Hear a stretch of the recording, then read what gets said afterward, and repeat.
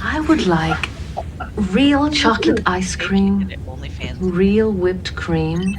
This unit is programmed to provide sources of acceptable nutritional value.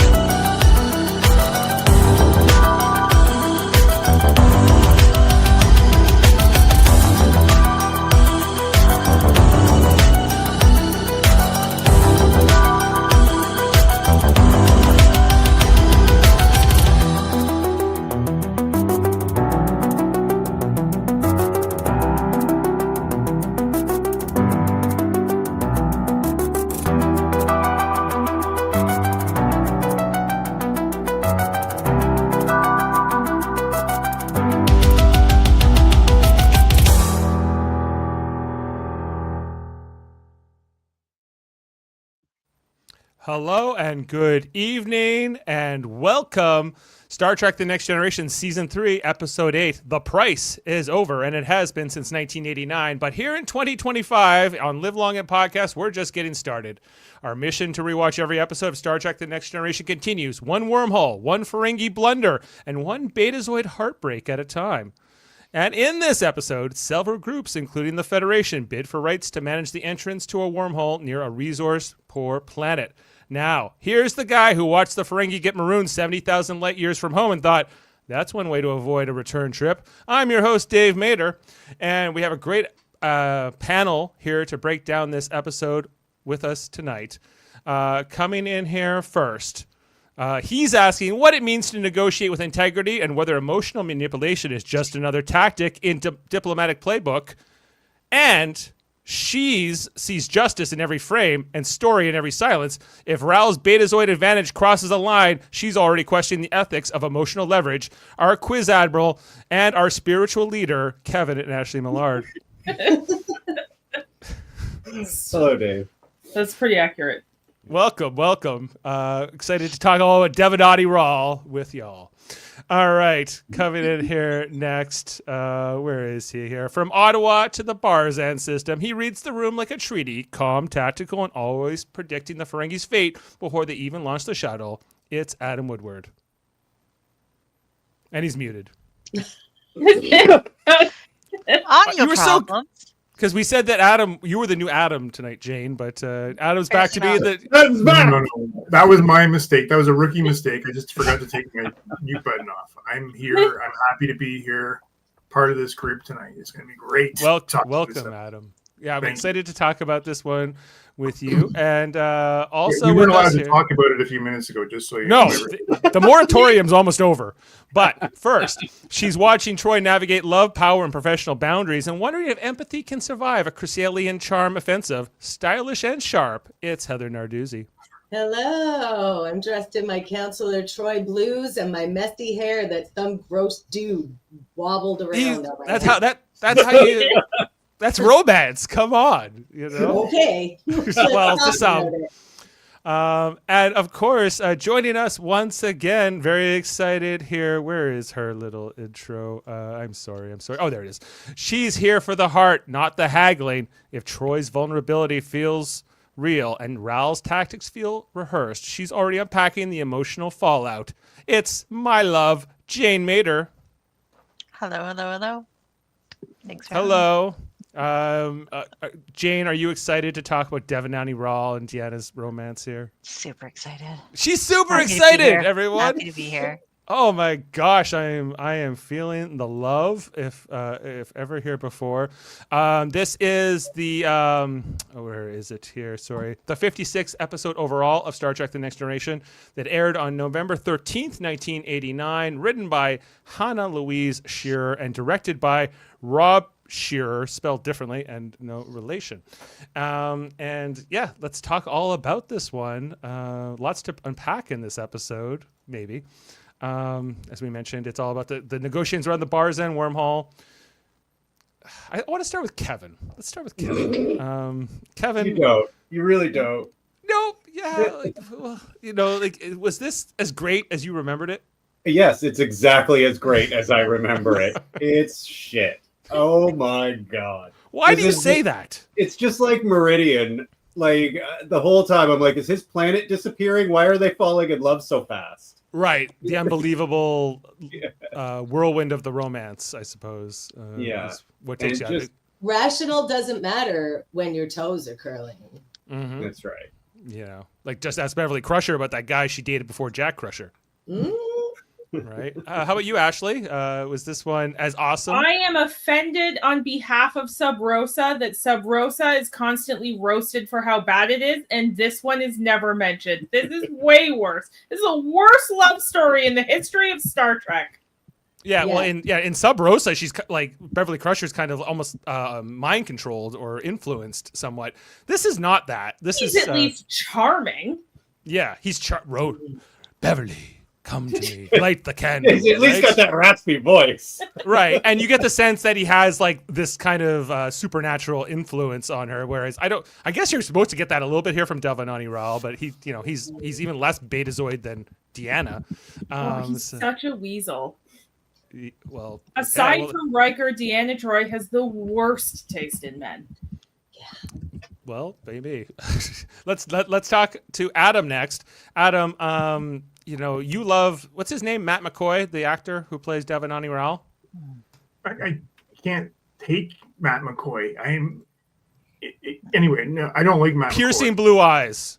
He's got the eyes. I'll give you that. But I really don't like him. Remember The Hand That Rocked the Cradle? That movie. I didn't. Yes, Like, I watched it and I was way too young to watch it. yeah, you probably were. Oh, I know, I definitely was. Was Rebecca De Mornay in that? Yeah, she was in that movie. Oh yeah, she's in it. Yeah. Oh yeah. Like whatever year that came out, I need to look that up. The Hand That Rocks the Cradle. How old was I? I watched it on a home video, so it would have been like the 6 months after. I feel like it came out in like 92. 92. 93. So I was like 9, maybe 10 when I watched it. Yeah. I found this guy always a little creepy, and he didn't disappoint in this next generation episode. And actually, you are right. I forgot about how cringeworthy this episode is compared to even Sub Rosa. Sub Rosa is a masterpiece. Now, It's a masterpiece. You've heard it here first. Adam is all here for Sub Rosa. I'm going to keep that as a clip when we get to that episode in like 3 years. I'll Adam remind said, everyone when we get Yeah. to that episode. This episode is a masterpiece. Sub Rosa gold. Jane, do you share the sentiments of your fellow panelists, or do you have a different take?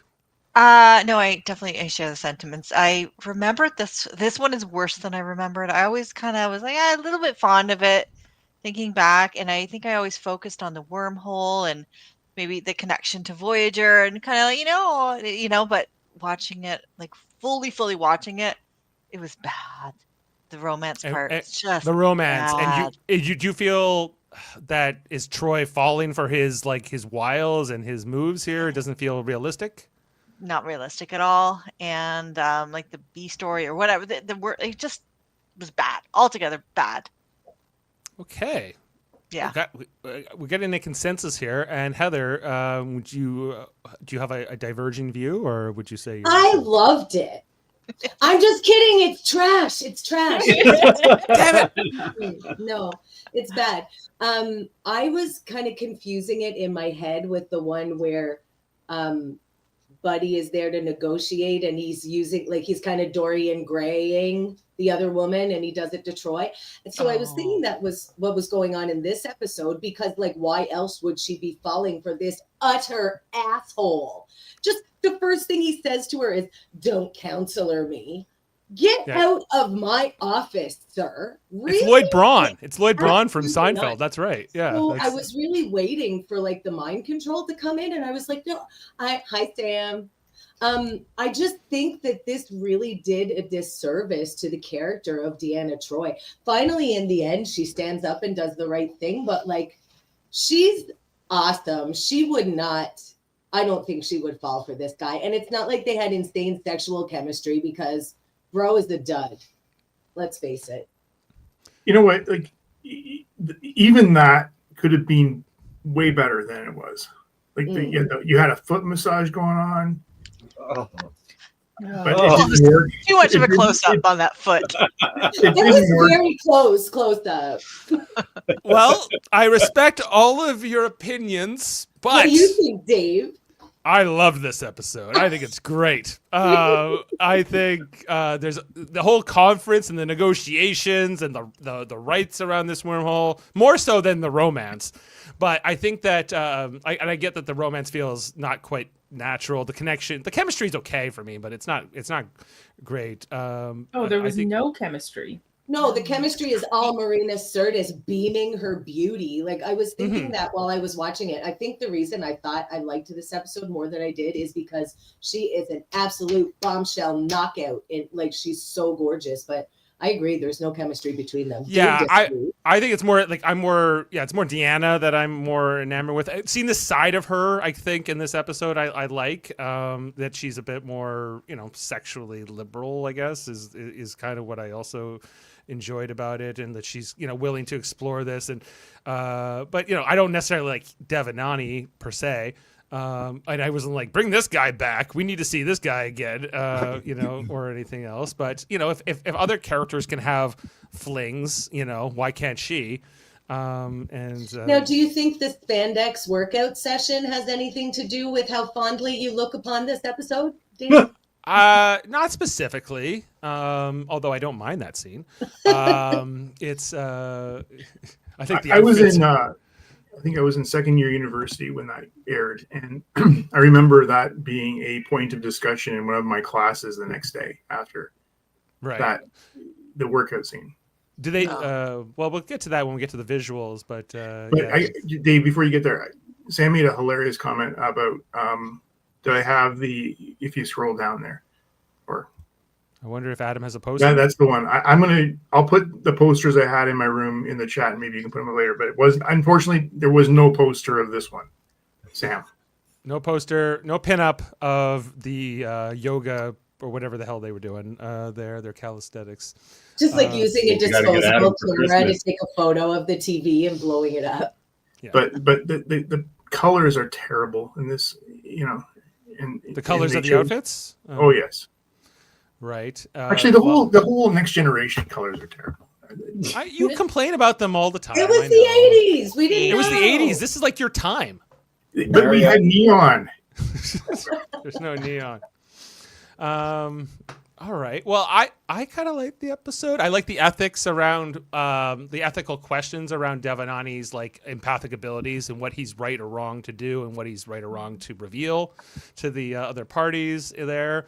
I think is some interesting thoughts. And I think that the whole thing with the Ferengi is kind of interesting too. Like they're making them less of this malevolent antagonist and they're more of like this comical like nuisance, that compared to how they were started off as. Like I'm seeing a lot of like what we'll see later on with Quark and Rom and Nog and everything in Deep Space Nine with the Ferengi kind of started maybe here in terms of like that version. And I don't think this is the first time we get this version of the Ferengi uniform, but it's definitely an improvement on some of the earlier designs. And I'm all about the uniforms. And Heather, I wanted to ask you too about just not just the workout outfits, but there's a lot of like different costumes in this episode. There's everything Devanani's wearing. There's everything Deanna's wearing. Yes. And then the only saving grace of the episode. They wear a lot of great stuff, and let's get to it. Let's get into it. I only got 300 screenshots tonight, so we shouldn't take this too hard. Normally I have like 700. So we're here we go. So it starts off. Deanna Troi's had a long day of counseling. She has like some kind of medical journal or psychiatric journal from Manitoba. So there's a Canadian shout out, one of the few Canadian references in Star Trek. She's coming to maybe have a unwind for the day. She's planning to get maybe a sundae here in a second, but first she's going to read 3 letters from her mother about whatever. Loxana Troi. So she starts to put on that, but she wants some chocolate, and real chocolate, which doesn't make sense to the computer. I would like a real chocolate sundae. what do you mean by real? Like, it's all synthesized. And she's like, well, I don't want anything too nutritious. I guess, like, if you ask for ice cream sometimes from the replicator, you might get something that's kind of like ice cream, but is actually maybe good for you, maybe healthy for you. And she's not into that right now. She wants the real stuff. This is me talking to my Google Home. Yeah. Can I have a sundae? They're like, what do you mean? I don't know how to help you with that. So I did like the scene because it kind of humanized them and made them less perfect as, Starfleet officers. So that's a positive. Yeah, she wants to unwind and she wants to be a little bad maybe here, The but first then thing I said to Kevin was, I think she's PMSing because she comes in, asks for a perfect chocolate sundae, and then gets in a fight with an inanimate computer. yeah, she's like arguing, and the computer's like, I don't know what you want. She's told she has letters from her mother and rolls her eyes and gets pissed off and then gets in a fight with the computer. Yes. And ironically, the computer has the same voice as her mother. She can't escape. Can't get away from it all. But then Captain Picard calls. It's like, Counselor, what are you up to right now? We're having a wonderful reception here at 10 Forward. What is Riker doing in the background? Why is his mouth open so much on that glass? Yeah. It looks like he's throwing the drink into his mouth. He is. He's like, I can't get through this reception unless I'm down in these every 10 seconds. Well, this is the most unlikely phone call from Picard. Hey, come to an impromptu party I'm throwing. Like, yeah. Oh, yeah. Just throw something on. Just throw something on, like your uniform. Yeah. Oh, just throw it all. Just throw on any old thing. Any old thing. It was like, she was like, okay, I'm not really dressed for it, but whatever. Just throw it on the old thing and get up here. We need you. I really like your read, Ashley, that she's PMSing, because when the call from the captain comes through, he's like, come down here. And she's like, what fresh hell is this? Yeah, she literally says, God forbid I should miss my first look at the wormhole. God forbid I see the wormhole. You know what? Actually, I think this is a good start. It started good. Yeah.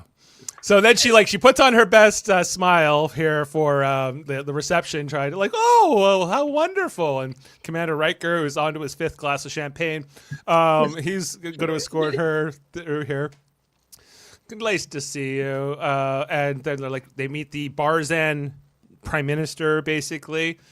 The Barzan Prime Minister's hair is hilarious. Yeah. Okay. It looks like they put this dry ass wig on, and then they're like, this doesn't look alien enough. Somebody go get the crimper. We'll put 3 rows of crimps in. Yes. Crimping. And then what are we going to do? Let's do something else. So we'll put something on her mouth. Yeah. Right. And this is the first glue them onto her face crooked. Yeah, and we're told we get this whole the Barzan are created it for this episode, although we'll get other Barzan's characters later. They were told that their planet, like most humanoid species, can't survive in their atmosphere, so these are like breathers that allow her to be here and have her like kind of native atmosphere sort of thing. Oh, good. The chat is funny tonight, guys. Yeah. Sorry, I can't keep up with it. I'm trying to host. Anyway. So Mendoza is here. Mr. Mendoza, he's like the Federation ambassador or like negotiator, effectively here. He's to represent the Federation in the rights to get this Barzan wormhole. Charmed, of course. We meet the other delegate here. I forget what species he's from. He's Caledonian or something. Yeah. His outfit's from Garrick's shop. Like that cut and that fabric. That looks like something Garrick would have made. For sure, although this is before. It looks like he has a giant pretzel glued to his head. He's got he does. So it's Caledonia. He's Caledonian. But it's very different looking, very alien looking, and I do enjoy that design. So he's here as well. Here's the last representative, Devanani Rao, with his piercing blue eyes and his style, and he's got a lady friend on his arm. And his trophy wife with her sweet earrings. Love these earrings. Love her smoky eye makeup. She looks straight out of her original series. She does. Those earrings, yeah, like and the base hair of them too, and like the mod kind of makeup and the cleave. Yeah. Like, good points. Yeah, like definitely, she does seem very retro, in that sense. Yeah. So Troi, it's love at first sight, everyone, or infatuation at first sight here. I'd like to point out, because I noticed it watching this episode. Okay, look at her here, right? Yeah. They later on in the episode, when they're fooling around and they're like having pillow talk or whatever, they've got her like blush, like a smoky eye, like they change her makeup to make her look like flushed and messy, like postcoital vibes. I thought that was really neat because she usually looks very like subtle. Yeah, absolutely. I'll definitely pay attention to when we get to that part. She wasn't subtle last episode. No, she doesn't do subtle. One Sparky here saying Devanani Rao, Matt McCoy, totally see him as a possible for CSI. I think he was on CSI as like a guest star. What happened to him? He never really did have a core career, just bits in here and there in series and some TV. Yeah, he's more of a TV actor than anything, but he was in Hands That Rocks the Cradle and some other things. And I don't know, those eyes are so blue, everyone. Come on, how can you deny him? The power of Devanani Rao. We find out he's a hired gun. He's a negotiator that represents a whole bunch of different species, and here he's representing the Chrysalians. He's also got this whole like connection here with Deanna right from the beginning. And now it's time to look at the wormhole that appears every so many minutes on a regular interval. With it coming up here, and they're all coming to see. And you can tell Deanna, she's so happy to be here, as she alluded. Can't miss my first look at the wormhole. But there it pops out, and this was I don't know if they had figured out the idea for Deep Space Nine, but this whole idea of like a permanent stable wormhole, kind of setting that idea up here, and what we'll get in that show. Although this wormhole has a slightly different appearance. And do you think they've made it better, the remastering stuff? I think the wormhole, because it looked pretty good.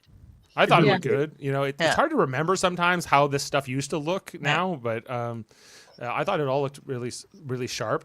And but Deanna's not here to look at the wormhole; she's here to look into the eyes of Devanani Rao. So before you go on, just on Matt McCoy, he was on a ton of TV. And really nothing more than 6 episodes. And he was on CSI, but only for 1. Yeah, he was never like a regular on most shows, right? He's always like a guest star for like 1 or 2 episodes or stuff like that. Yeah. NYPD Blue, Grey's Anatomy, ER, like all those shows, Chicago Hope, all those shows.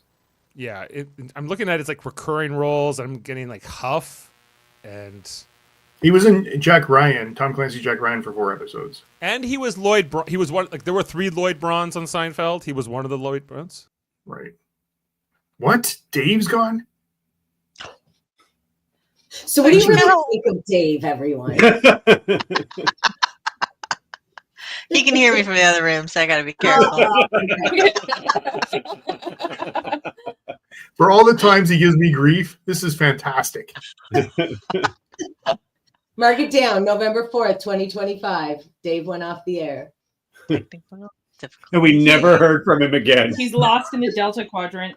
Oh no! Riker said smugly. Jane, you want to check on him, or he's being very quiet too. So I don't know if any of you guys have control to bring up power. I mean, sort of the No, it's all gone. The screenshots are gone, dude. He's rebooting his computer. Yeah. No, I was talking about the chat. Some of the chats. I don't have that. Yep. Dave went to the Delta Quadrant. What do you want to see, Adam? I don't know one at a time. That's okay. Just pick a couple. I mean, hey, sorry, I don't know what the hell. I don't know. This is like the second time this has happened to me, where my computer just like shuts off in the middle of my sentence. But time for a new computer. Get in a fight with it like Deanna. Well, maybe. He did. Yeah. So he's ordering it. And he ordered some chocolate. Real chocolate. Real chocolate. Real chocolate. Okay, sorry about that, everyone. It was not a planned thing. Anyway, so Devanani Rao, he was Lloyd Braun, as I was saying on Seinfeld. anyway, so that's the teaser for the episode. If we're okay to move into our title cards and post You credits. just got off that? Oh my gosh. I know. Yeah, that surprised me. Well, we had to stop and list that guy's IMDb. Yes. Anyway, the price, the title card of the episode. A lot of this episode takes place in like the conference room with the Barzan Prime Minister dealing with Mendoza and the chrysanthemums and whatever here, and all the different delegations who want the rights to the wormhole. Caledonians, of course. Like Caledonia, another kind of Canadian reference, right? Mm-hmm. Sure. Oh, Scottish, really, because Caledonia is named after. Oh, really? Oh. Yeah, Caledonia is a Scottish thing. So we then get the call that the Ferengi are here, and they're demanding to be part of the conference, which the Barzan Prime Minister agrees to. So they're beamed directly to the conference room, and we get to meet the daemon here. So were you guys talking last week about that the big hospital bed that went down to the transporter room? Mm-hmm. Yeah, We were talking about how ridiculous it was, and then next episode they just beam him to the conference Right room. into the beam conference him to the room. conference room. Yeah, that they had to like actually move 3 people the to move Romulan. that bed down to the transporter room. Right, and we don't even know how far away sickbay was from the transporter room, but probably not next door.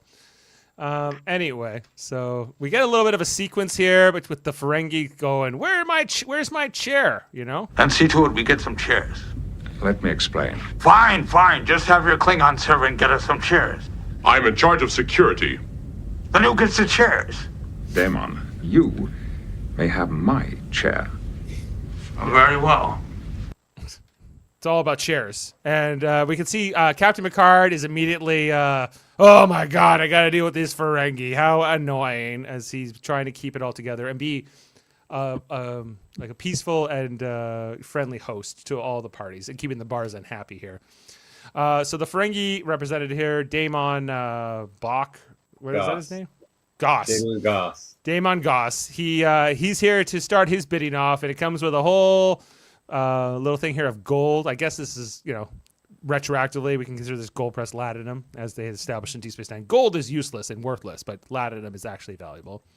Everyone's kind of taking it all in. It's the Ferengi. Also, that much gold for an entire planet is not that much gold. No, or even one wormhole. So that after that scene, we see that Deanna's in her office, creeping on Devanani Rao's public profile, checking him out, and where that he's lived on Earth. He's from Belgium, I want to say, or Brussels, Europe. And he's 41. And he's 41, which is a year younger than me now. So we'll have to see how that compares. But just you look as younger, Dave. I look younger than Matt McCoy in 1989. That's good. Yeah. I don't even know if he actually was 41 at this point. He was 31. Okay. Well, I know a lot about this guy. So he was actually younger than I am now. Much younger, actually. But, it was the 80s. It was a different time. She's like, oh no, I was just creeping your profile or whatever is like your Wikipedia. It's LinkedIn. It's your LinkedIn. It's totally cool. So she wants to shut that off. But, that's like the worst work desk ever. Like ergonomically. Like, look at that. She's going to have such back problems. Yeah. She's got good posture. She does. She didn't a minute ago, if we want to look here, as she was looking at it originally. That's not great posture. That's great posture. Come on. Depends what you're going for. So, what they're going for. Yeah. Anyway, Devanani Rao, they start this conversation. He says, Don't analyze me, Deanna. I can't have you being a counselor. And he starts to, I don't know, put on his charm, if you want to call it that, pretty fast here. It enraged me. It gave me the ick. It was, so do you feel the same way? Yeah, it strikes me as a man writing what women think charming is. Yes. Yeah. Yes. Now, just it was not for the record, a woman wrote this episode. I know a woman wrote the episode, but the whole thing is like male gaze, and it's yeah. Coming in here and It's telling icky. me what to do and then taking down my hair. Yeah. And then in the next thing, because she's wearing it down, he basically opens the door and is like, "Good girl for doing what I said." Gross. Yeah. She should have punched him in the face. She should have. No, she Airlock. doesn't. She's she's like dinner tonight, and let's get this going here. This is wild. Like, I just don't buy it that Deanna Troi would go for this insufferable man. So I got mixed up between this episode and that other one where she's controlled by that. Yeah, me too. The guy with his mother. Yeah, but like that, she was actually being like mind controlled in that episode. Yeah. This is not, that's not happening here at all. No, this is just like Meridian. Like, I don't buy that Dax would do the same thing. Exactly. Yeah. I think that's a good comparison. Mm-hmm. Yeah. Anyway, so then later on, we have a meeting here in the ready room. It's Data, Mendoza, Riker, and Picard talking about the wormhole and whether or not, like, all the Barzans have only sent a probe through so far. No ships have actually gone through. And Picard, but it can get you like 70,000 light years away. Picard's like, woo, that's far. All the way to, they think it goes to the Gamma Quadrant at this point. And Picard is unusually impressed with things in this episode. Yeah, he's very impressed. He's like, whoa. All happening here. So Data wants to take a shuttle through with Geordi, but he's like, not until you can figure it out. There's this whole conversation too here with like Mendoza and like Riker, and like, Riker, do you play poker? And he was like, poker? Is that a game or something? But I like that. Yeah, I did did little too. scene. That was cute. Yeah, he's got a bit of a negotiator in him, a bit of some of those skills here. So that he can take some notes here from Mendoza, I suppose, setting up that Riker will eventually have to replace Mendoza as the Federation representative in the talks. Riker shows how to be truly charming in this scene. True, it's he does. He's more. Yeah, charismatic by far. And later, of course, we'll get to it later, where what's his name confronts Riker and like trying to make him jealous about Deanna. Like peak non-toxic masculinity, Will Riker. Love it. Yeah, no, Riker handles that conversation great. He comes out looking really good, and it kind of exposes their differences a lot. Well, some of their differences at least. Anyway, so all that's set up here. But then we get to the Ferengi, who are working on their nefarious plot, as they would always do. They're taking some of his like histamines out or something, like because one of the Ferengi is a doctor, and he's going to basically inject it here into the Ferengi's hand, so that when he shakes somebody's hands, it will like basically make them sick. And he specifically says, "I don't want to kill anybody. I just want to like give them a bad day. This is not just give them advantage in the thing." So. They're ready to shake hands here. It's harmless for the person, but whatever. The Ferengi think they're very amused with themselves in their plot here, because they don't try to do it to Well, they're no Romulans, but it's pretty good. It does pan out. It does pan out. It works out.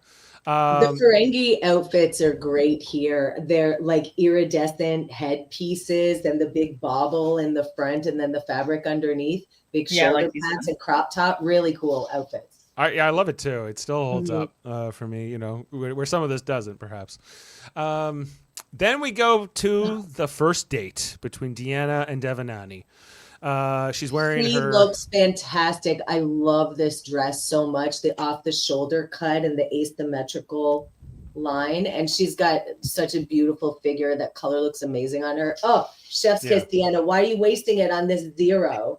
I think from that, like just the top of her hips up looks great.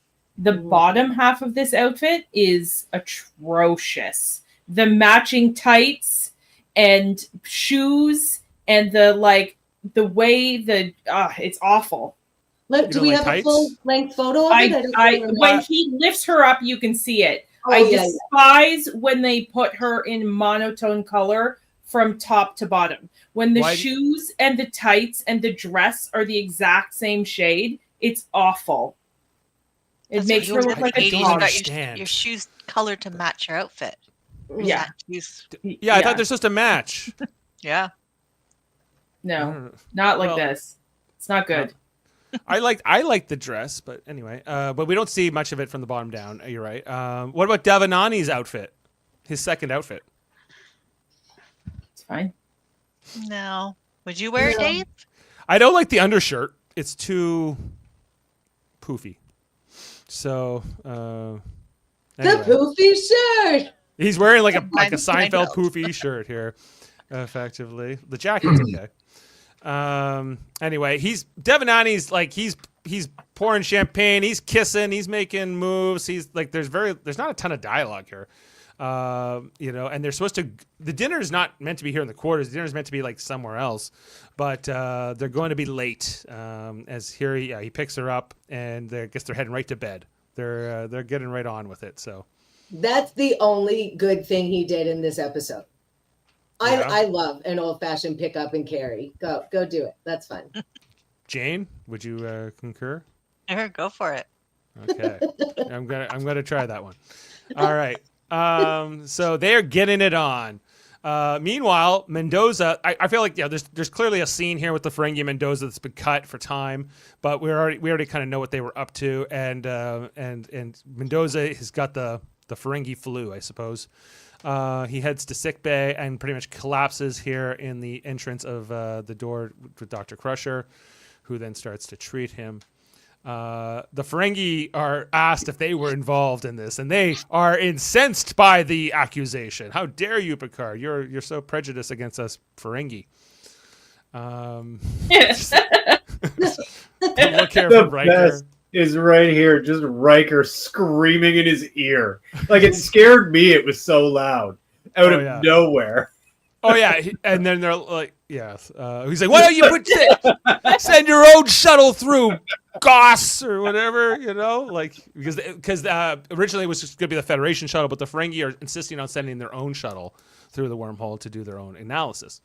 So that's what they're going to do. Don't you tell me off, Riker. And just the looks here for Riker, Picard, it's great. This should be a meme, just like this face from Jean-Luc Picard. Yeah. Anyway, so they're on their way. They're just like these actors who play the Ferengi do a great job, just like the way they physically move in and out of the rooms and things like that. And should we be nervous? Always with the Ferengi involved. They're going to be on their toes. Keep an eye on them. Mendoza is there. We're told he's okay, but he's going to be out for the count for the foreseeable future in like sort of a sickly state. So this is where Picard is like, well, you're going to have to take over, Riker. You're the new negotiator for the Federation. I'm the host. I have to be a host. I got to be like objective here. So sorry, it's got to be you. And Riker is like, what? Like does a little smile. Yeah. I don't know. I think Picard could have made a case that Riker, you're now the host, and I'll do the negotiations. But that's not what we get here. Captain's prerogative. Captain's prerogative, exactly. The next scene here is on the bridge as they're planning to send their shuttles through.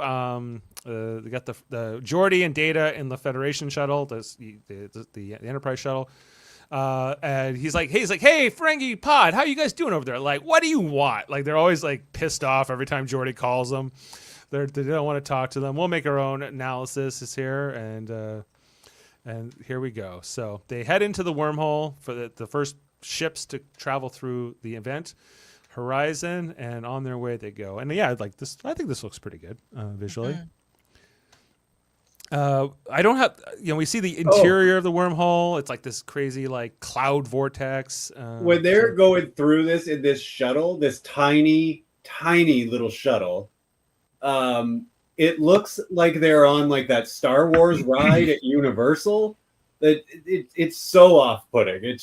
It's just them shaking and like yeah. It's like and it's like the motion picture when they're going through that wormhole, Yeah. I don't have you see more of it a little bit later here, but yeah, just like the visual effects they're trying to do, the lighting.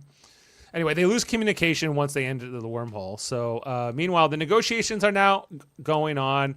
now with Riker representing the Federation instead of Mendoza.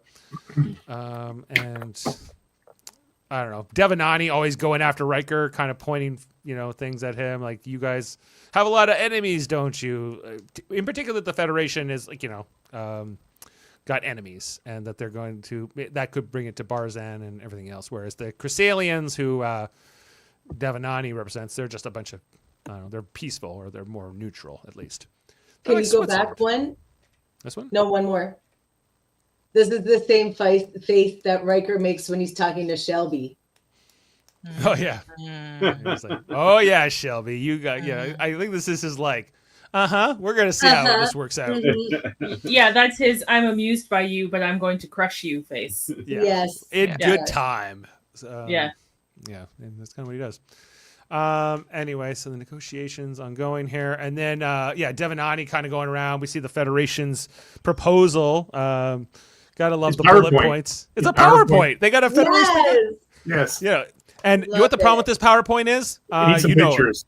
It needs some pictures. There's the text is too small. The font size is not the right. It needs For a Too many presentation. points. You should have separated those two. You got to separate those slides. Yeah. There's at least 2 slides here. I maybe. agree. Yeah. See.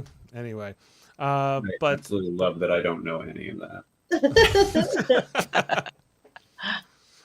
Anyway, Devanani's he's trying to really work on here now. Oh no. That toe.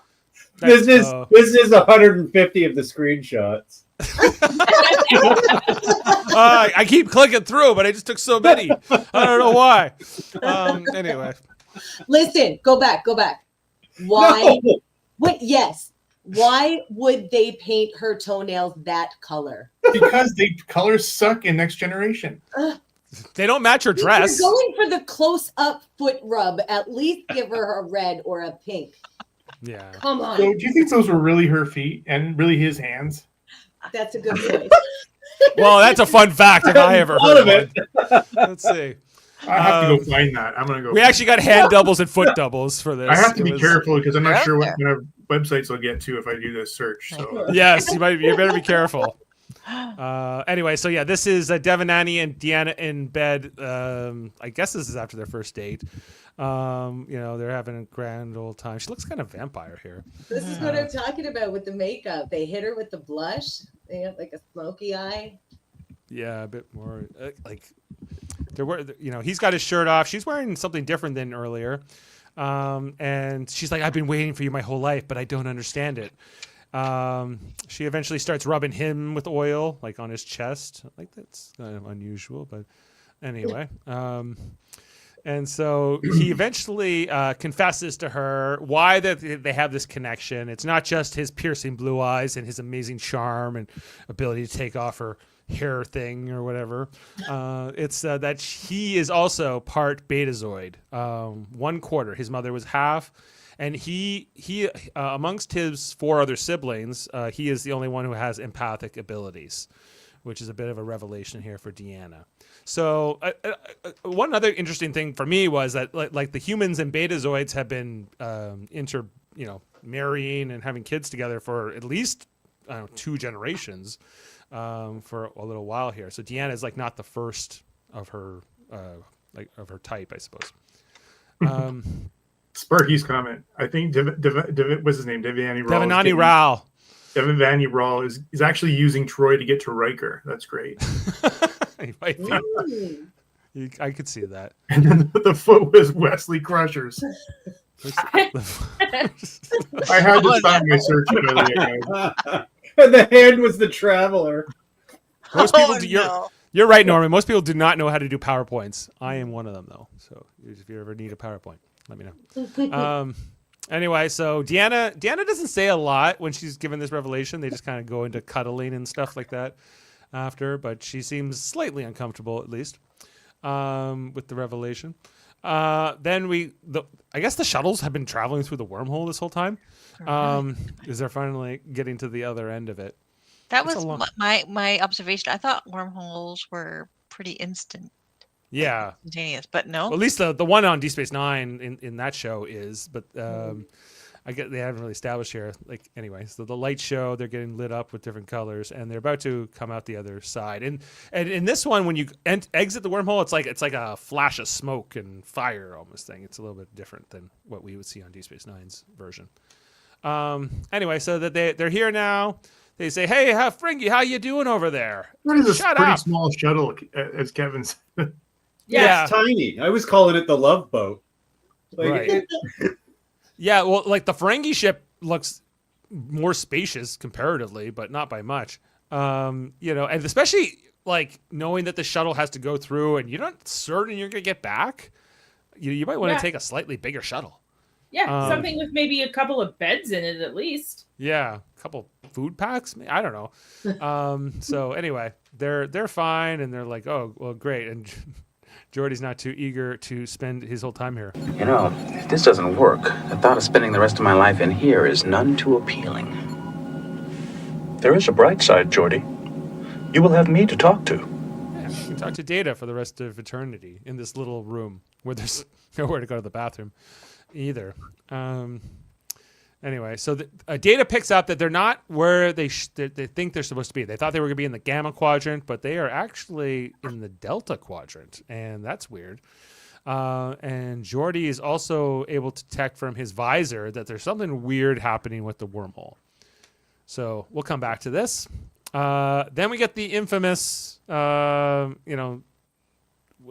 calisthenics, stretching workout. I know I always work out in a turtleneck. In a turtleneck. Yeah, it's an interesting outfit. It's kind of like it's more like something like I would imagine a wrestler to wear or something. I don't know. It's an aerobics outfit, 80s style. It's an 80s aerobics outfit. Yeah. Yeah. Gates McFadden here, obviously a trained dancer and gymnast, very comfortable in this scene. As Deanna shows up a little late to the party, and they're doing their thing. So, Heather, what do you think of these outfits? No? I mean, they both look banging. They have amazing figures, but what is this? What is this shit? Like the outlines of the boobs? Yeah. Yeah. Well, that's how you show off the boobs.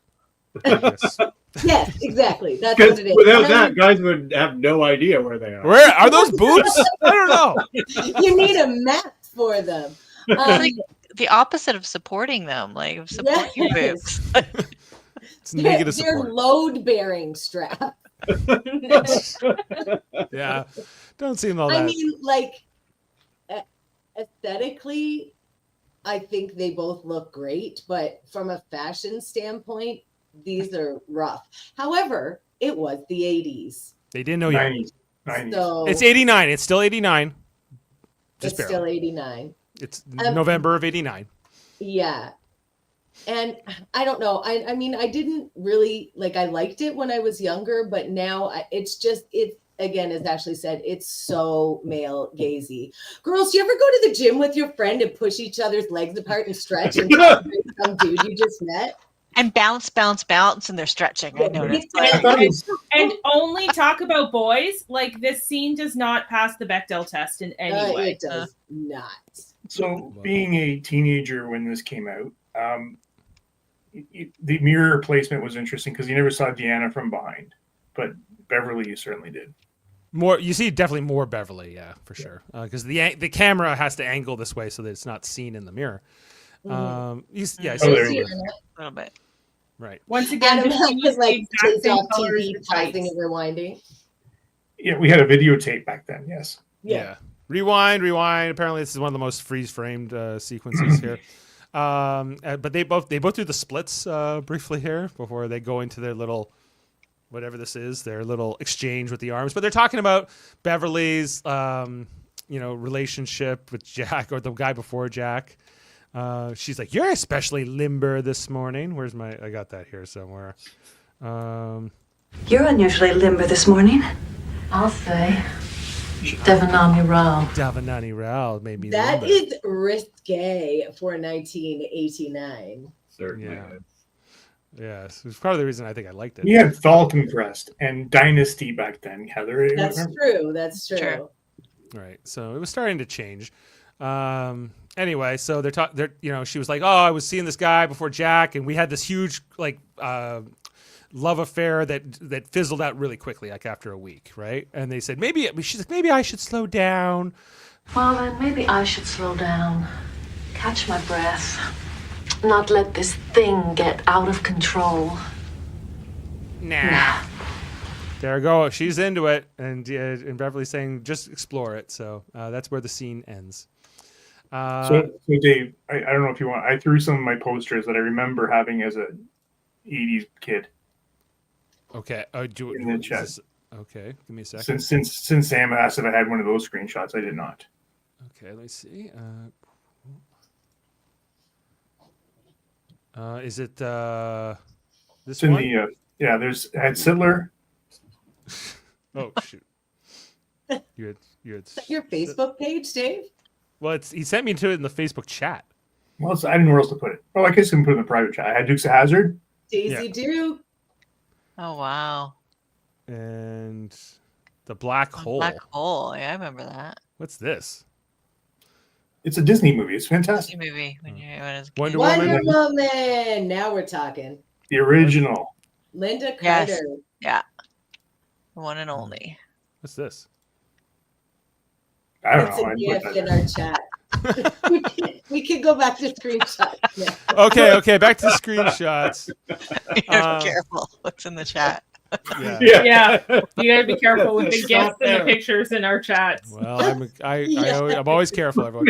Anyway, so, leak nudes. Yes, exactly. Now everyone's okay. So anyway, we see Damon Goss here. He's trying to talk to a woman at 10 Forward. She doesn't seem too impressed with him. And then another woman walks up, and he's like, "Hello, maybe I could, get you going." But my guess is it didn't work out either. Meanwhile, we got Devanani Rao talking to the chrysanthemum or whatever. The Caledonian. You're worse than Jody. Yeah. And Devanani using his empathic abilities to pick up on the fact that the Caledonian they're more into research. They're not into being administrators and having to govern something and that it's not really for them. So this delegate probably already feeling that, and Devanani using that to his advantage to try to negotiate something, and seeing that they're probably going to withdraw from the talks. So better to negotiate with them now and get whatever they're offering to add to his bid, basically. Which then leads into the next scene with the Barzans finding out that the Caledonians are pulling out, that they're not going to be negotiating further. That's not really for them, kind of speaking to that. And then Riker's like, "Oh, well, we'd like to negotiate for your trillium or whatever, so that to add it to our bid, we're willing to trade for it." And she's like, "Sorry, Devanani beat you to it. He already negotiated with the chrysanthemums, so the Chrysalians. So and so they got the jump here on Riker. So the Barzans are looking at Devanani and his bid, looking much stronger here than before." And Riker's kind of, Devanani just kind of taunting Riker the whole time. Like, well, how did he do it? This guy. This is the same thing he was wearing when he went to have the date with Deanna. So, yeah, I don't know. Yeah. I feel like these scenes got maybe moved around a bit. Why does she have horse reins? Why does she have horse reins? Because she's a Barzan, and that's what they do. Stargazer Fish 4. Thank you. All right. Then we go back to the Geordi and Data and the Ferengi pod. And, they're saying something's very strange happening to this wormhole. They try to tell the Ferengi, we got to go. We have, there's something, we're not where we should be. That we got to leave right now. Data's trying to talk sense to them, but they don't want to hear it. They're like, you know what? We'll make our own determinations. We're not listening to you, Starfleet. And Geordi's like, come on, man. We're 70,000 light years from our ships. Like, what are you doing here? You're being stupid, right? And he's like, well, we got to go with or without them. So power up the engines and let's go into the wormhole, whether they're coming or not. And Data and Geordi make their way back. Well, the Ferengi wait for the wormhole to emerge. And the doctor's like, look, there it is. Just as I predicted it. But then just as quickly as it appears, it warps away. And this is alluding to that Voyager episode that will come back later on, where we get to see these great Ferengi episode. again. It's a great episode. And it's a great thing to tie it back to this and Yeah. something that they set up.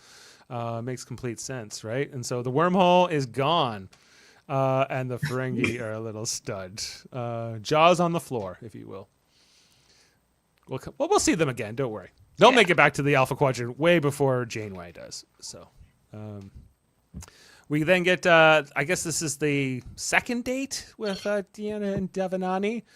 She's wearing her pink thing, and he's, I don't know, he's kind of, I don't know what to make of him. He's kind of got like, I'm not sure what to call that. It's a robe. It's a robe. He's wearing like a bathrobe, basically, for dinner. And Deanna's talking. They're talking about how he kind of outmaneuvered getting the Caledonians out of the negotiations, and Deanna, you know, not happy with how Devanani's using his empathic abilities to get there. And they get into this debate about, you know, well, don't you use your abilities to give your team and your ship an advantage? And she's like, that's different. That's life and death situations. That's survival. And he goes, well, that's like, how is it different for me? Like, you know, and people have been negotiating and using intuition forever, like humans, rather more specifically. Why is it so bad that I'm just a little better at it? You know, I have this edge, right? And she's not comfortable with it. How do you guys feel about this debate? Like from a ethical point? I think he's right. Yeah, I agreed with him. Life and death versus just. You're more on the Devanani side of the argument versus the Deanna side. I am. Yeah. Yeah. Is any dissenting views? I agree with Deanna. Okay. I'm kind of in the middle. You know, like, because should he have to like out himself, I guess, is maybe one of my questions.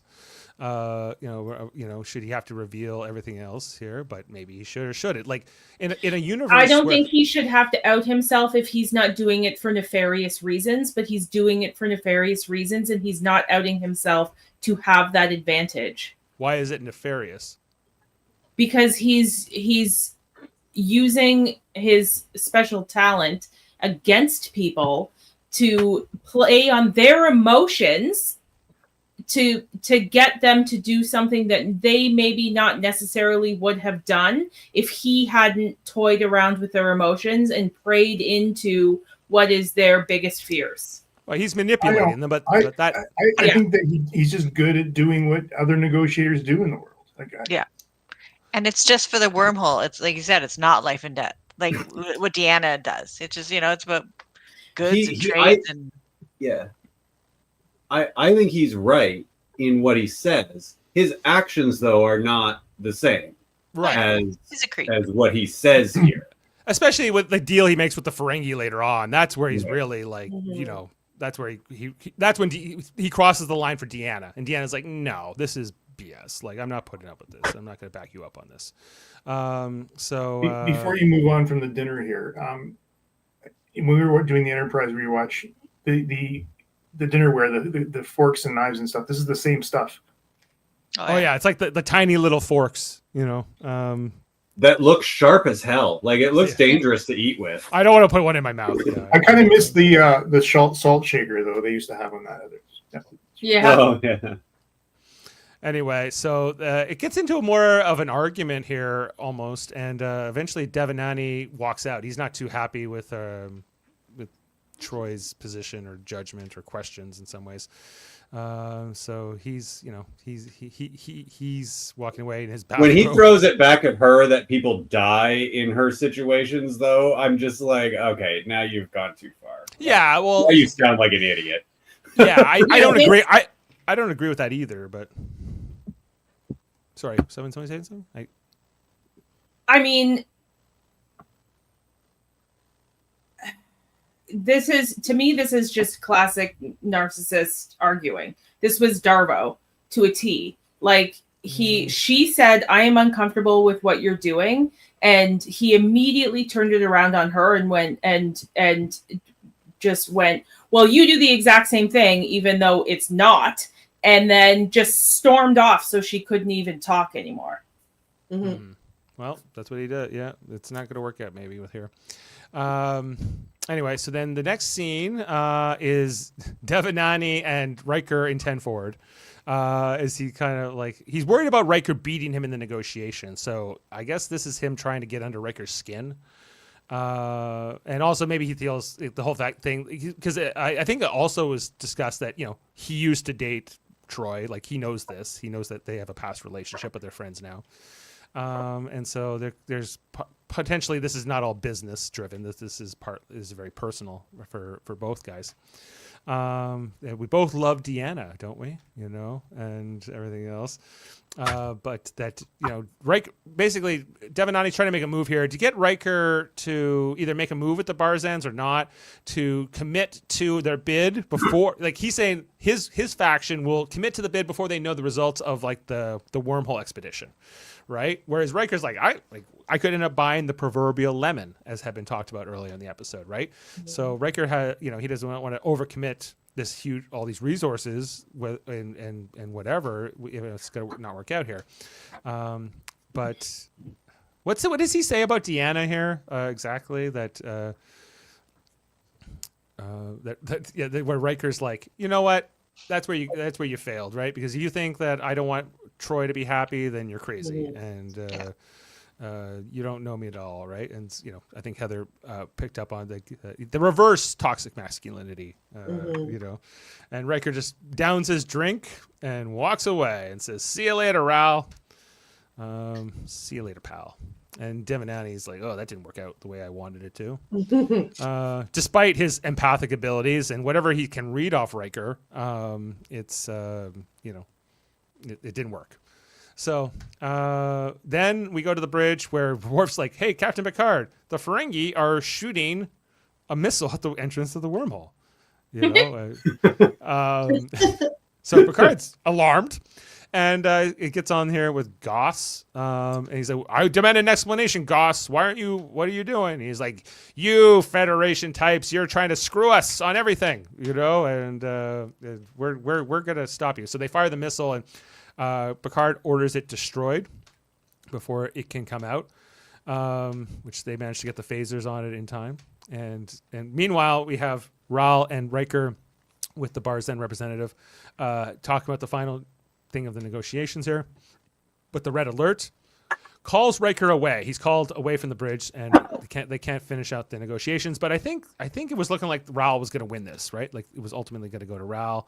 Yeah. As Riker walks away, Ral's like, "Look at these Federation like types. If you were on the fence, like, look, this is like the conflicts that the Federation, the Ferengi, the Klingons, the Romulans, whoever is going to bring down upon you, and you need to think about that." And then back on the bridge, they're dealing with the Ferengi guy, and Troy's here now, and you know, Troy's like, even though they haven't they'll establish it in a couple episodes from now, Menage a Troi, that Betazoids can't actually read Ferengi, but she's like, "No, he's lying. I can tell." So is it just intuition, or is she actually using empathic abilities here? But she's like, he doesn't mean what he's saying. He's saying he's going to attack the wormhole and whatever else. And it's not true. This is all a bluff. And they're like, "Why?" She's like, "I don't know." But then Ral comes into the bridge, asks for permission to talk to the Ferengi. "Let me talk to the Ferengi. I bet I can solve all this." And he's like, "Hey, man." And he's like, "I have nothing to say to you, Ral, but it's all like a scene. It's all a farce. A stage for their benefit." They're like, "Okay, well, if you call off the attack, then we'll give you like free tolls if you want to cross the wormhole and some other little perks." And he says, "Oh, that's acceptable." And this is where the Barzans then say, "Oh, well, sorry, Riker, you made a good case, but no, we're gonna go with the Chrysalians. Sorry, but you lose." And then Troi, this is where she's like, "No, you have crossed the line. You've messed around here. I don't like this, and I'm going to reveal here what has happened here. Captain Picard and Barzan Prime Minister, you need to know something." And you just see the Weasel. He gets very uncomfortable very fast, you know, as he's seeing like, "Oh no, Troy's gonna out me." completely. And she's like, he's part Betazoid and he has empathic abilities and he's using that to his advantage. And that's the whole thing here. And he's like, uh-oh. And the freaky guy's like, shut up. I was totally not faking it. I was totally He was legitimate. so offended that he was called out. He's like, I'm a better actor than that. I'm a much better actor than this and whatever else. And I was tense. I love that. Yeah, I was totally mean and I was maniacal. I was ready to destroy everything. Anyway, Picard goes, shut that guy off, and then the revelation here. Now, I don't know if this changes the outcome because the Crystalians still won the bid. The Barzan still awarded it to them, and that's the contract, effectively. But, everyone knows. Now he's stuck with a lemon. He's stuck with the lemon. That is about to be revealed here, but he doesn't know that. He just knows that his secret is out, for whatever it is. Just then Wesley says, oh, something's coming through the wormhole. And this stare down here with Troi and Ral. Show me. And we see the shuttle come through the wormhole. And it's Data and Geordi saying, the wormhole's useless, worthless. So is this shuttle. So is the shuttle. So is the seat that I apparently have been on for days. I don't know. This was the longest ride to another quadrant and back. Time enough for I think that this whole negotiation should never even happen. Like they should have done the testing at the front. Yeah. Like, we've got a stable wormhole and you don't know if you do or not. Yeah, we think we do. All right. Like it's kind of like you discover like a portal, but you don't. Well, it's exactly that. You don't know where it's going. The fact that, but I guess all this like interest and like rights to it and the idea of the first stable wormhole was just so appealing to enough powers that they're like, we need to get in there first, to cover that distance. It's too valuable. So the Barzans find out that they don't have anything here, but they still get everything that the Crystalians have promised, right? So they bought the lemon. And Riker's like, enjoy, Ral. I got that smile back on my face. If you remember that smile from earlier, this is it. Peace. And we get the kind of final goodbye that follows right up after that between Ral and Deanna in her quarters. He's not super upset with her or anything. He's like, it's all good. He asks her still to come with him. Yeah, like come with me. And be his conscience. Yeah. Be my conscience. What an offer. Line them up, ladies. Yeah. Just what a woman wants to be, right? Yeah. And this is where she's like, I don't think this is over. This is not going to work out. Her line is, I'm already a counselor. I already have a job as a I already have a counselor. job. I don't want to be your mommy and your bang maid and your conscience too. Be it. Yeah. And notice she has her hair back up again. Yeah. Yes. Good catch. Mm-hmm. Gives her a kiss and then she says no, basically, and he just kind of walks out on her. He's like, okay, well, see you never. And I'm not sure what she's feeling here. What did you guys get from that? Just get the hell out of my room. I'm done. Yeah. But mixed emotion. I think she was completely turned off by watching him. She had the ick. Captain, I'm sensing I hate this man. Yeah, I think that's right. Anyway, so that is the end of the episode in terms of our screenshots. So good old Norman there. There you go. They should have had her eating a bowl of real chocolate sundae in front of them. He starts to leave and Riker comes in with a bowl of ice cream sundae. Yeah, he's like, yum, yum, yum. All right. You want to go for ice cream, a fucking smile on his face. Bounce her like a chair. That was great. Adam, did you find any trivia for us on this episode? Oh, yeah, I got some trivia. I was waiting and then I forgot about it. Okay, you're up. So I was talking about his age earlier on. The character of Raul was given in his computer file, his LinkedIn account, an age of 41, which is a full decade older than the actual actor, Matt McCoy, playing him. But this was common in Star Trek universe where most characters' ages are roughly 10 years above the actual actors playing them. And this was done purposely to increase, to represent the increase in human lifespan caused by scientific and medical advances contained in Star Trek's vision of the universe in the future. But does he look 10 years younger than me? Like, No. But he is. You know, yes. You're such a youthful young man. So maybe Star Trek was correct in this way, that our longevity is increasing. Yep. So in the scene immediately after Crusher and Troy's exercise, according to Star Trek, The Next Generation companion, Goss is referring to the size of his sex organ when he's making a revealing gesture towards the Starfleet crew women in 10-4. And is that why she like gives him that look and walks away? So like all these guys are like scoundrels, essentially. Everyone. Yeah, the future is literally just filled with sex pests. In 10 forward, trying to get some umox. Get out of here. Yeah, you're in the wrong place. Okay, the price featured, which would become a major plot point in 2 other series, Star Trek in the Star Trek universe.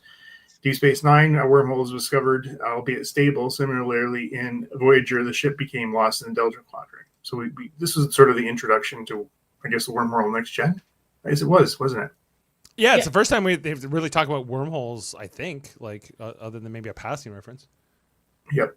The planet Caldonia and its hard-headed people are an homage to the song from the 1940s by Louis Jordan and the Timpani Five. The chorus is Caldonia, Caldonia, what makes your head so big and hard?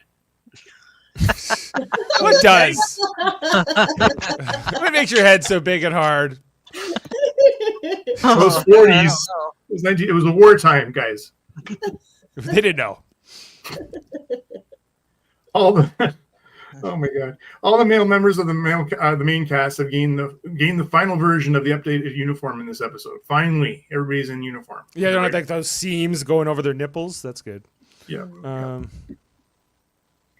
Matt McCoy later. Oh, he appeared in L.A. Confidential with Star Trek alum James Cromwell. James Cromwell. Oh, yeah. There you go, big star, Matt McCoy. Everyone's favorite. In the Star Trek Voyager episode False Prophets, this serves as a direct sequel. 7 years later, Voyager discovers the Eridor and Call are taking advantage of the Ticarians, a people with Bronze Age level of technology, by posing as gods.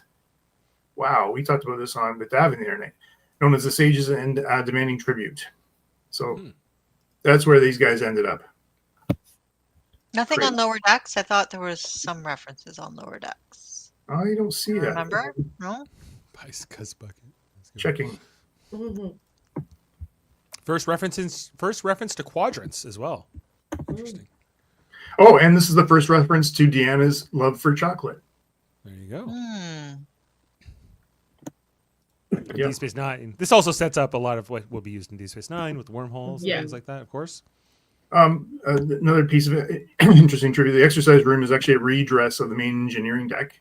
The pool table, I guess, that's where they did their work, was removed, and mirrors were put up to hide the master displays, and the other opposite end was the part of the engineering set. So anyway, they're reusing everything. Well, I never would have thought that, but it makes sense. Yep. Now, to answer your question, I haven't seen anything on Deep Space Nine. But sorry, Lower Decks you were asking about, right? Yeah. I think. No, they didn't show up. Nothing. Well, I got one here. Troi orders champagne from the replicator in her quarters. 2 glasses appear. The computer did not ask her to specify any details. Type of champagne, region grown, vintage, etc. It is doubtful. So champagne is only grown in one region. The champagne region. If she had asked for sparkling wine, that's different. But champagne is the region. But she didn't ask for 2 glasses. They didn't get champagne that wasn't even bubbly, and it was clear like water. And they weren't champagne glasses. Those were the worst glasses of champagne I've ever seen. Yeah, and we saw Riker literally drinking out of a champagne glass, and like he was throwing it into. They have them on set. Like, maybe they wouldn't fit in the replicator slot. Maybe, but. Yeah, he was down in those hard. You got any more there for us, Adam? No, let's move on. Move on to ratings. Yes. Okay. Thanks for checking Nothing out. else interesting. No more fun facts. Move on. No more. There's no more fun to be had That's here. over. Ratings time. Yeah, this happens frequently. Where Adam's like, "I'm done," but I don't really know he's done, and then it's just okay. Well, with that said, let's go to ratings and put our score on the episode. We're talking about the price. All right, I'll go first. Because I feel like it's all going down from here. Today when I watched it, I was like, I think this is like an 8. But you brought me down to a 7.5. So that's where we'll start. 7.5. Yeah. Okay. I'll stand by it. All right. That workout gear is doing a lot of work. I just like the world. I like the world building aspect of it. The world building spandex. I like spandex too. Jane? 6. 6 from Jane. 6, All right. yeah. Adam? So, do you remember the trivia from last week's episode where Marina Sirtis was very upset that she didn't have a major role? Yeah. And Did not do herself justice in this to get more roles, in my opinion. However, I still this episode was not good. Like I had stayed away from this episode for years. I'm giving this a 5.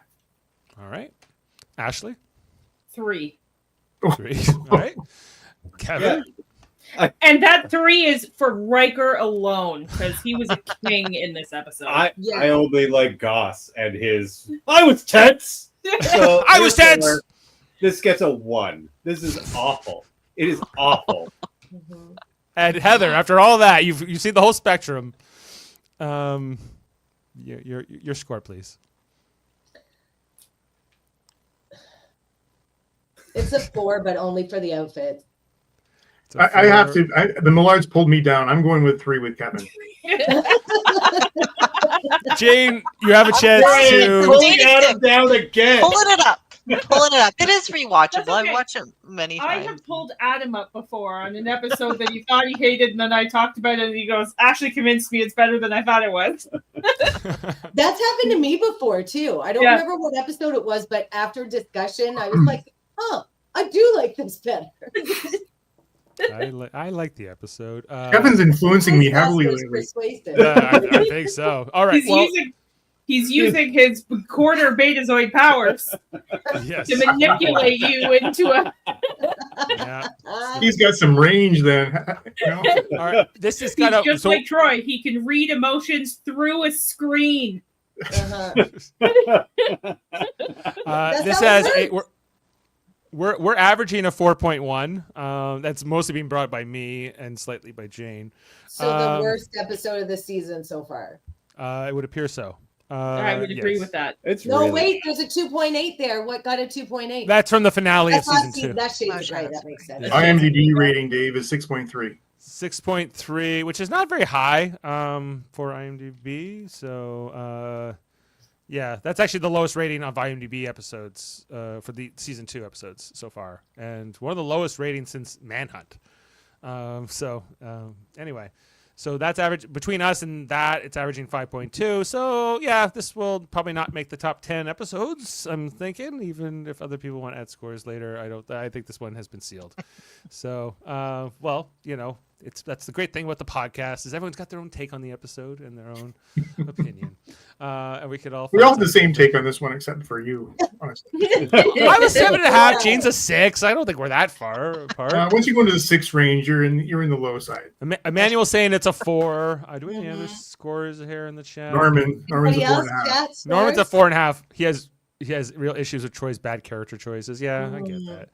And even Picard isn't really Picard in this episode. He's like kind of goofy and weird. Yeah, that's true. If this ends up scoring lower than Sub Rosa, you're all crazy. We'll see. Sub Rosa on this channel is going to score high. I might give it a 10. We love. Yeah, I love Sub Rosa. A 10 will be the lowest I give Sub Rosa. Because we're building anticipation right now. Watch out for whenever we get to that podcast. When is that? That's like we'll be there in 2027. Yeah. And I think I'm come to the conclusion that I almost love every episode of this show, even this one. So whatever you want to take away from that is fine. So, oh my God, you almost must have Picard shrines. No, I don't think we have like the show Picard. I hated Picard. Yeah. I liked it. I only liked season 3 and only a little. So I like season. Oh, never mind. I like no. That's another podcast. That's a whole other thing. All right. Well, I tried to rewatch season 3 and didn't like it. You mentioned that, and so I haven't gone back and rewatched because I really liked season 2, and then all y'all were like, "It was trash." And I was like, I did not say that, Heather. Okay, now we're going to talk about it. I like season 2 at the beginning and the end, but the middle sucked. Okay. But season 3 was good, except that everything was dark. Yeah. Mm-hmm. But there were things I definitely liked. I think there are things in season 3 I most liked of that show. But overall, I don't like that show. But overall, the shrine is only a little one. So it's small. It's forgivable. All right. Well, looking ahead to the next episode, it is called The Vengeance Factor. With it's a love interest for Riker this time instead. With the Acamarians, is that what they're called? Acamarians. Yeah, the Acamarians. Oh, I like that. That's a good episode. I enjoy that. Oh, now it's a good episode. Everyone's so we watch it. So, Adam, you are signed up for that one. I'm not. We just got to figure out our curling schedule if we're going to be on next Tuesday or Thursday. I don't think we know yet, right, Kevin? I'm good for either day. No, we don't know yet. I don't think we know what we have next week yet. So once we figure that out, but it looks like it's Adam, Shaggy, and potentially there's one more spot open for that podcast. I can do Tuesday, but not Thursday. Okay, let's just figure out what night we're going to be on, and then we'll figure out who's going to be a part of that. So, well, thanks everyone for being on the panel tonight and talking to us. It was a lot of fun. We got a lot of different perspectives. I think we all learned a lot about each other. And and that's always. And that Wesley has baby soft feet. Yeah. Well, you put that much oil on it, of course. We never found out if that was her foot or not. I couldn't search anymore. I was going down paths I couldn't go down.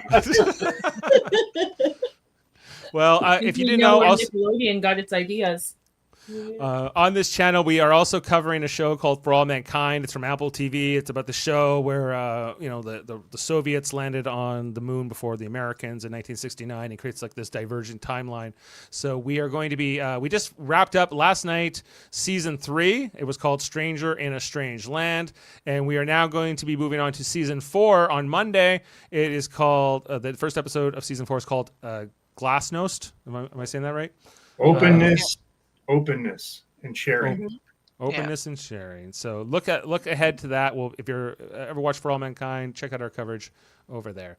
And we recently did our Star Trek radio theater. You can go back and listen to that. It was called A Matter of Perspective, and we had many of the people you heard tonight on this podcast were playing different roles on that show. So always fun to go back and listen to that, where we do and we're going to be covering that episode in the near future as well. Last question here from Sparky. Does that timeline mean that the Soviets have had the dream team? Like what, in basketball? I don't know if it would work out like that. No, dream team is basketball, isn't it? Yeah. Basketball. Yeah, I didn't make them. Landing on the moon first did not make them better at basketball. No. So I can't, that I could see. All right. Well, thanks everyone for being with us. Oh, I have a great quote, I think, for the end here, don't I? I know I do. The chairs, God forbid I commanded the wormhole. I hope I'm better than you realize. I'm allegedly, there aren't any others currently. Dave, play the quote. Yeah, riveting stuff. The mumbling. I thought I had something better. All right. Just play something random. Just play something at random. Okay. Well, we'll see you next time here on Live Long and Podcast. Have a good one, everyone. Good night. Just throw on any old thing. Yeah. Beam up some Star Trek content with Live Long and Podcast. A roundtable movie discussion with Hey, did you see this one? And take a peek into the darkness with Heard Noise. Must Investigate with Michael Chan. Watch us duke it out on trivial debates. And let's chat about TV with the Super Mater Brothers. It's all here on the United Federation of Podcasts.